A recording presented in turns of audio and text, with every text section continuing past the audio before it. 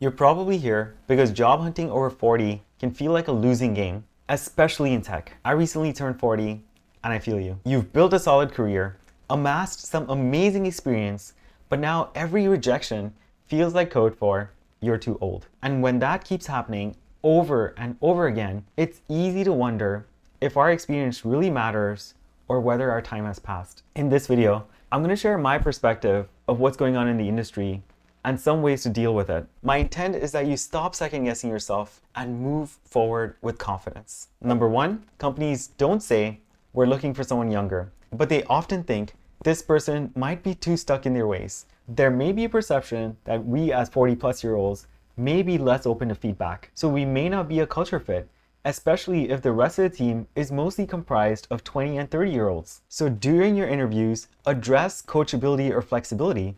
For example, you can give stories where a junior person gave you some feedback and you addressed it and provided a better result thanks to that feedback. Two, there may be perception that your expertise is outdated or irrelevant. Employers may even assume that we're slower to learn new tech. Here's how I suggest dealing with it.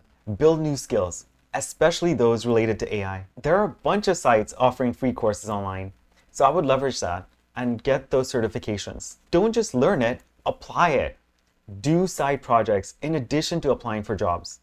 Doing these side projects can help you build those skills and gain real-world experience.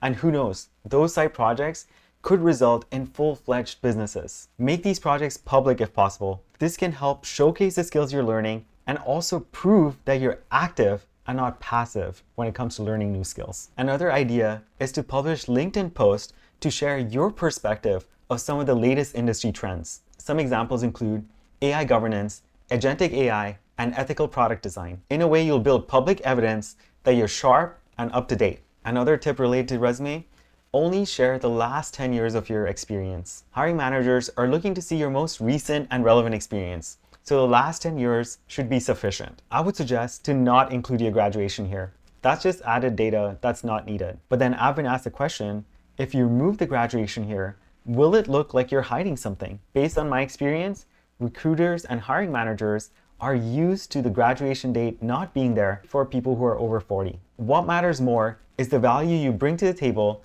and your recent and relevant experience that proves that you can do this job well. Number three, hiring managers still expecting a linear upward career. For example, an IC or an individual contributor to a manager, to a senior manager, to a director. The problem is, by 40, most people have done at least one or two pivots. They've had a mix of leadership and career roles. They may have even founded a company, consulted, freelanced, or taken personal time off. Unfortunately, some hiring managers may question, why did this person go from a leadership role to an individual contributor role? Or wonder what happened to the company you founded. Here's how I suggest dealing with it. Address your career changes or transitions proactively. You can do this in your summary section of your resume or in your cover letter. This way, you own the narrative of your story instead of someone else making up that narrative. The third perception is that of cynicism. Be mindful of what you post online. If we are constantly complaining, then it shows that we're jaded. Would you hire someone who was super jaded? Or would you rather work with someone who's open-minded and tries to make better of their situation? I'm not saying to be all sunshine and rainbows online, but just be mindful of what you post. We can use what Buddha used to say. Is this kind? Is this necessary? And is it true? I like to think, is it helpful to someone what I'm posting online? If I need to vent, I will vent privately to a close friend. And a better approach is to channel our frustration. If we're not happy with something, how can we change it? As Gandhi said, be the change you wish to see in the world. Can you share your expertise online? Can you help someone? Can you just be a listening ear to someone who needs it? Number five, I'm too old. My best years are behind me. Everyone else my age is struggling to find a job. I'll need to work 80-hour work weeks, and I just can't do that anymore. The stories we tell ourselves have the power to shape our reality. These example stories can erode our confidence, make us question our value, and unconsciously affect how we show up during the job search and the interview process. Here's how I suggest dealing with it. Don't undersell yourself by applying for associate roles. You have experience. We should leverage that, showcase that, and apply for appropriate roles. Even though we may be desperate because money is tight and economy is tough, by applying for an associate role, you're signaling to the company that they can severely undercut you. And some employers may even dismiss you because you don't respect yourself. Ruthlessly manage your own mindset. One way you can switch this mindset is, instead of thinking, how do I make sure that they pick me, switch it to, what do they need that only I can uniquely provide? One other thing about managing our mindset, be mindful of who you hang out with.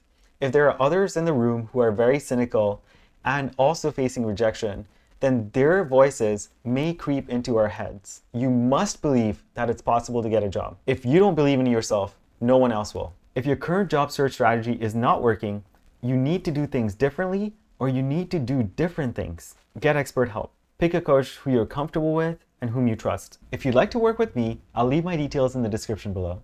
Bonus tip, use your unfair advantage. Over time, as you've collected experience, you've also collected an amazing network. Leverage the network that you've built. We may not ask our network because we fear being judged, but I can tell you that your network wants to help you. Now, whether you've been in touch with them or not, there are ways to leverage your network.